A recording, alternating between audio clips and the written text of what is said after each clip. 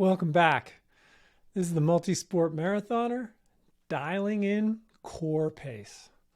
So behind me here is a website called v.o2.com. So the first dot is DOT. So v.dot02.com.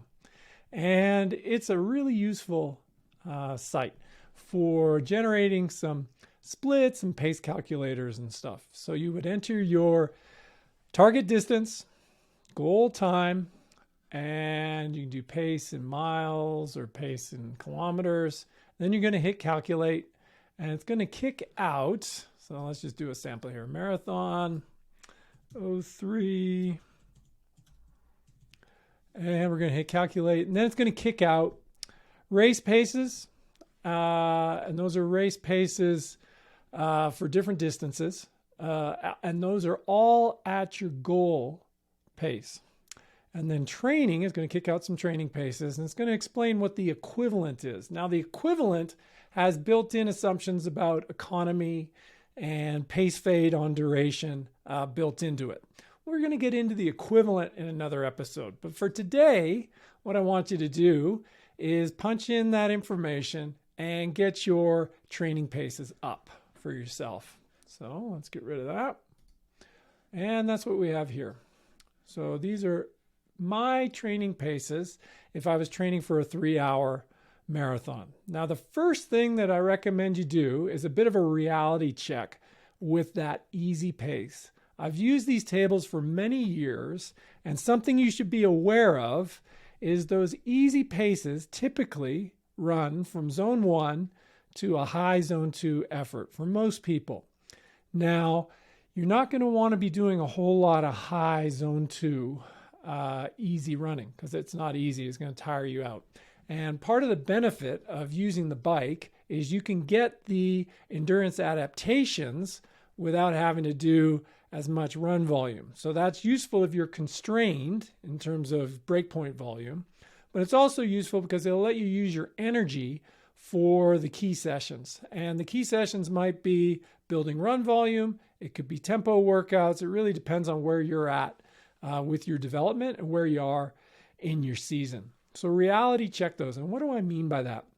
I mean, have a look at those paces and know what your heart rate is for long blocks of easy at the bottom as well as the top of that range. And what you're probably going to find is the bottom of the easy range is going to be a better range for your endurance training. That's what I've always found with myself and the athletes that I've worked with. So don't be putting a lot of pressure on yourself to get up on those higher ranges. I think it's much better to run more often and run more distance than it is to try and push up the pace on your easy training. So let's get rid of that. And if you'll remember from last time, this is the workout I presented. So it was 1K super easy, and then it was 2K repeats. And what I was doing was I was going to move through zone 1 up just into the bottom of zone 2. So really what I would be doing in my warm-up is going through that easy range from those easier pace ranges. But I wouldn't go all the way because what I felt was if I was going faster than that 5-minute K pace, I felt like that wasn't easy anymore. I felt like I was out of my easy endurance training. So use subjective perception as a reality check here. Then what I wanted to do was 2K at my tempo pace. From the table, that's my marathon pace, 4:15 pace per K pace. And then 1K easy, and that easy 1K included 30 seconds of power walking. I was going to repeat that 3 times, and I was going to watch what happened with my heart rate. And I was also going to sample lactate at the end of each of those 2K segments just to get another way of reading the intensity to see how I was doing. Okay, so how did it turn out? Well, first thing that I noticed, I sampled lactate at the beginning, and I sampled lactate during that warm-up phase. So after I did 2K at 6-minute K pace, I bottomed out at 0.8. And if you read my recent series on zones, it's going to be a 4-part series that John and I have put together for you. you'll see that bottoming out is a good indication that I'm in zone 1. And oftentimes you might not like that pace. It might seem, it's too slow to be benefiting me. As you use that pace, as you spend time at that bottomed out effort, you're going to find it gets faster and faster and faster. And that 5-minute pace, you'll see it's lower than my baseline pace, but it's ticked up a little bit from that bottoming out pace.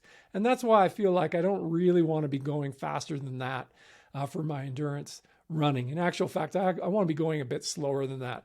And probably, it's probably going to be about a 5:10 to a 5:20 K pace. That's going to be just fine if the feeling is relaxed and easy for my longer runs. Now, with the tempo set, what I did was I looked at my average heart rate for the second K. So there's a bit of a ramp up at the beginning. And I also looked at my peak heart rate for the whole 2K block. And that's what you'll see in those columns there. So heart rate max is max for the interval, heart rate average second K. And what you'll see is on that first rep, which is probably similar to like almost a race start for many of us, not much heart rate response for 2K, even though I had a long warm up. So important for you to remember is that heart rate will greatly mislead you in the first 15 minutes of any tempo workout. Because if I was trying to rush that heart rate up and trying to get my heart rate up to 150, I would be running far too fast. And that would come back to bite me later in the workout. And if this was race day, it would bite hard in the second half of the marathon. So this is a great way to train this pace control that you're going to need on game day for yourself. Now, lactate response, I got about a 1 millimole increase off of baseline. I mean, give or take 1.2.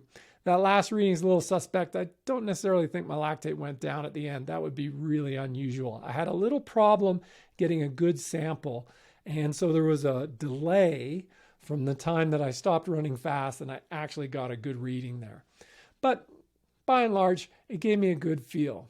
Now, here's where those pace charts come in handy. This pace is fast enough for me to achieve my race goal. So even though the lactate was a little low, I'm okay with that. I don't necessarily want to make my tempos more intense. I had a good heart rate response. If I wanted to make this workout more challenging, I would recommend adding more Ks. So instead of going 3x2:1 Ks, 3x3:1, and then 3x4:1. Ultimately, we're going to want to take this workout to a main set, which is 3x8K with 1 or 2K float between it. So just so you know where your specific preparation is going. So don't be thinking, I want to go faster and faster. What you want to do is build up the capacity to tolerate more specific pace work. And for the marathon, specific pace work is that core pace, that little bit quicker than the average pace that you want to be running. So how do we know that we're tolerating it? Well, pay attention to what happens later in the day and the next day. When you get off, when you get off the treadmill or you're done with the workout, you're going to be up. You're going to be feeling great. You got to give yourself a few hours to come down. And when you come down, you'll feel the fatigue. How long does it take for that fatigue to clear? Are you able to do a normal training day the next day? If yes, great. If you have to take a day off, then you really need to reevaluate your core pace targets. It's too demanding for where your body is at. So that means you're either going to need to wait longer, build more general capacity, or you're going to have to lower that marathon pace target. So great.